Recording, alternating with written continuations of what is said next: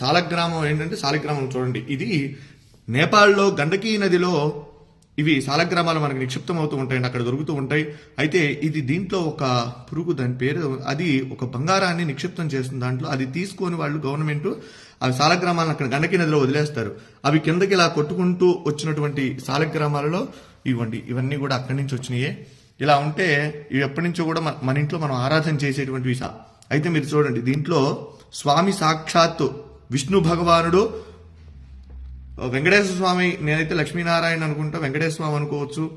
అలానే అంత క్లియర్గా ఉంది చూడండి, ఎంత రూపం, శంఖు చక్రగద రూపం, స్వామి అసలు మాలలతో సహా ఉన్నాడని. నిజంగా ఇది చూసినటువంటి వారు నిజంగా జన్మ ధరించినటువంటిదేనండి.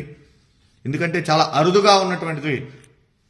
విష్ణు భగవానుడు దశావతారాలలో ఆయన అవతరించి మనందరికీ కూడా సన్మార్గాన్ని ప్రసాదించినటువంటి వాడు శ్రీమన్నారాయణుడు.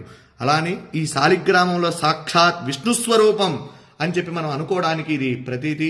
కనుక ప్రతి ఒక్కరూ కూడా ఈ యొక్క వీడియోని అందరికీ కూడా చూపించండి, సాలగ్రామాన్ని దర్శించండి. శాలిగ్రామ శిలావారి పాపహారి విశేషత ఆజన్మకృత పాపానాం ప్రాయశ్చిత్తం దినే దినే. సాలగ్రామానికి అభిషేకం చేసిన, సాలిగ్రామ తీర్థాన్ని ప్రతిరోజు కూడా స్వీకరించినా కూడా మనం పూర్వజన్మలో చేసినటువంటి పాపాలున్నా అవన్నీ కూడా నివారణ అయ్యి మనం సుఖంగా ఆరోగ్యంగా ఉంటాము. కనుక ఈ సదవకాశాన్ని ఎక్కడైనా సరే మన వైష్ణవాలయాలలో స్వామి యొక్క సాలగ్రామాలకు అభిషేకం చేసినటువంటి తీర్థాన్ని తీసుకోండి. స్వామి యొక్క అనుగ్రహానికి పాత్రులు కండి.